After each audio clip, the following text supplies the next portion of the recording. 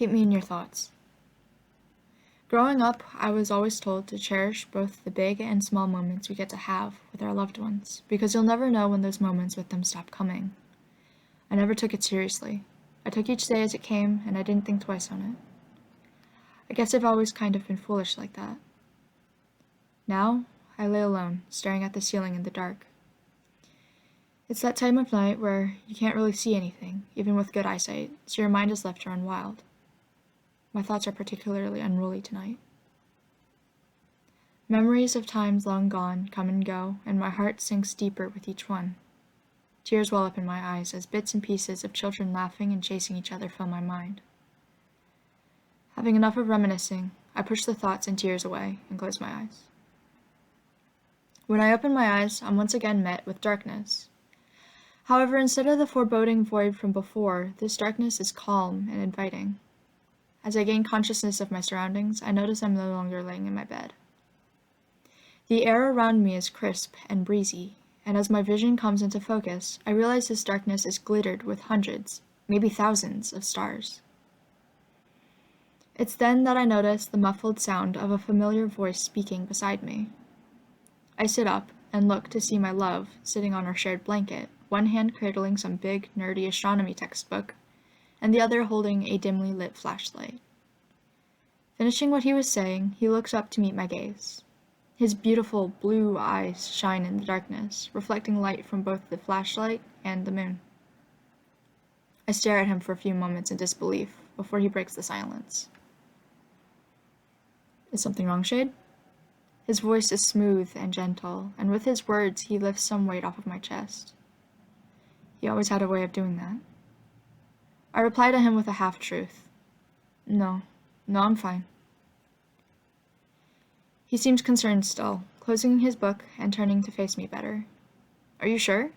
You look like you've seen a ghost. He looks behind himself, as if looking for said ghost. Yeah, I'm sure. I reach a hand out and turn his head around to face me. His cheek is soft and warm against my clammy fingers. I'm just amazed by your beauty, darling. That's all. He smiles, showing off his perfect teeth. If you say so, dork. I return his smile, feeling that special love-filled warmth for the first time in weeks. He runs his hands over mine, and I hold them, squeezing slightly. Keeping grasp on him firm, I close my eyes. I don't want to let you go. Please, never again. As these pointless pleas leave my lips, I feel him slip his hands out of mine. Before I have time to protest, I feel his hands again. This time, they're cold, bony, and gripping my arms tightly. I open my eyes to find that in his place is a horrifying caricature of who he used to be. His skin is covered in black, oily smears, and his bones stretch his thin, papery skin. He appears to be withered down to skin and bones, and his eyes, oh, his eyes! I look up only to find his eyes are now dark and sunken into his skull. His once soft, moist lips are now dry, cracked, and pale. He opens them to speak, but all that comes out of his mouth is a disjointed mix of several people's screams.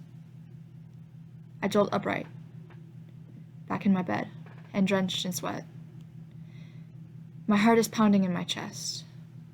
The rising sun shines its yellowish light through the window and into my eyes, blurring my vision. Though I have escaped my nightmare visually, the screaming still echoes in my ringing ears. A cold drop falls onto my arm, so I look down and find my hands are curled into fists. I take some deep breaths to steady my heart, and as I do, my hands relax too. I take my cold hands and rub them on my face to calm down further. It's then that I realize the drop came from my sore, puffy eyes.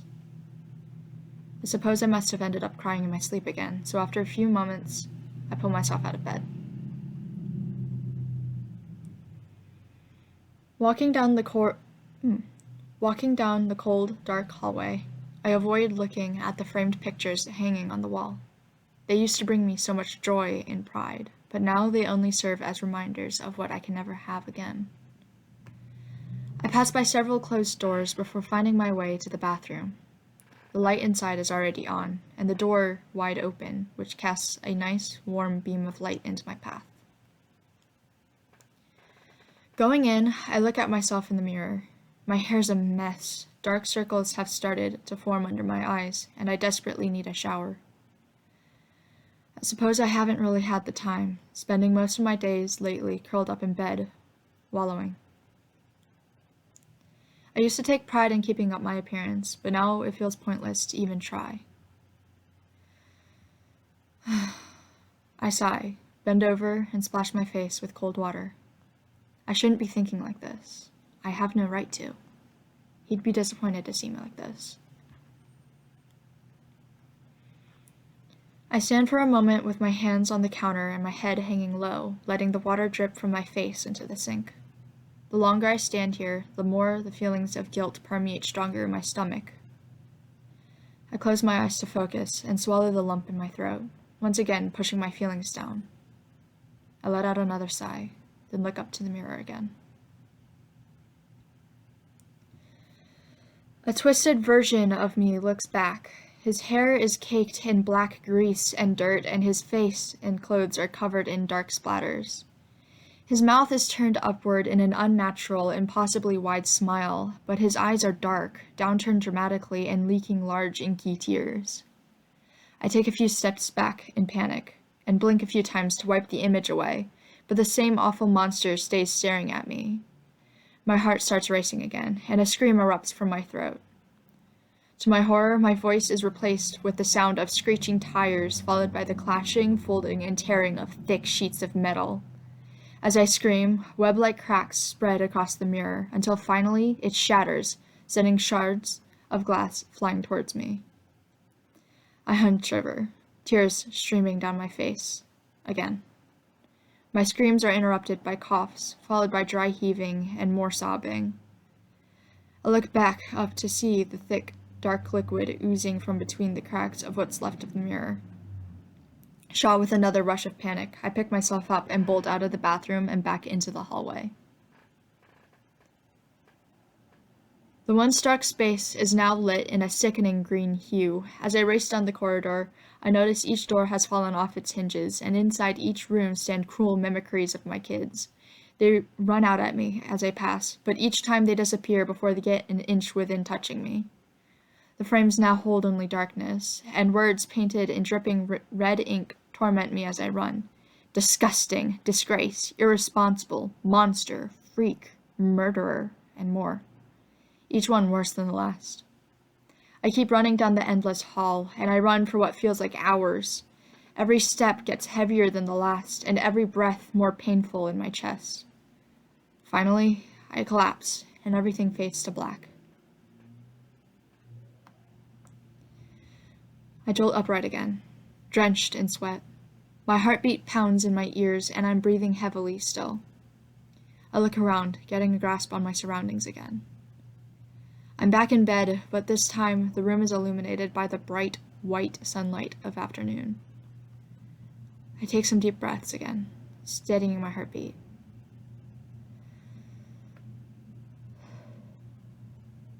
What happened? What's going on? Am I really awake this time? But before I can ask myself any more questions, I feel the bed beside me shake. I look over to see a figure under the covers, shifting as if to get more comfortable. I pause, terrified to see yet another nightmarish abomination. I don't want to see my love twisted again. What if this time it's my kids being defaced? I debate with myself on whether or not to look under the blanket at my unknown guest, but that debate is settled for me when the figure sits up with a sigh. I completely freeze up. I just could not stay asleep last night. The figure's voice is smooth and gentle, and my worries start to settle. The figure pushes his hair out of his face and looks at me with his beautiful blue eyes. I jump out of bed. It's my love again. He's here. I look, waiting for him to morph back into the beast I'd seen him as last, but nothing happens. Is there something wrong? He asks, tilting his head to the side slightly. I stammer before managing to spit out my response. You're not supposed to be here. His expression saddens. I suppose not. I pause before sitting back down on the bed, keeping my eyes locked on him. Realizing my tension, he speaks again. It's all right now, darling. You're all right. He scoots closer and pulls me into his warm embrace. Tears start welling up in my eyes, and I try to pull away. Let it out, hon. It's not good for you to hold all this back. Hearing his voice and feeling as he runs his hand through my hair again, it's all too much, and I give in to my sorrow. I hold him close and cry into his shoulder, and he comforts me like he always had before. I miss you so much. I don't know what to do with you and the kids gone, I say between sobs, choking on the tears I've held for so long. I know, dear. You'll figure it out. I know you can. He takes a soft hand and lifts my chin up, and we meet eyes one final time. Stay strong for me, okay? We'll meet again in time. I sniffle and finish my crying, wiping tears from my eyes. I love you, I say shakily. I love you too, he replies, pulling me close once more, and I close my eyes again. There's a soft period of silence as the world fades back to me. I lift my heavy head up slowly. My heart still aches for my love, but there's a lingering bittersweet comfort in knowing he's waiting for me somewhere. I take in my surroundings and ground myself in reality. I find I'm sitting at our dining room table, a nearly empty glass bottle, and 3 empty seats in front of me. The lights are off, but the room is bathed in a warm, reddish-orange sunset glow. I stand, pick up the bottle, and pour the rest of the liquid down the drain.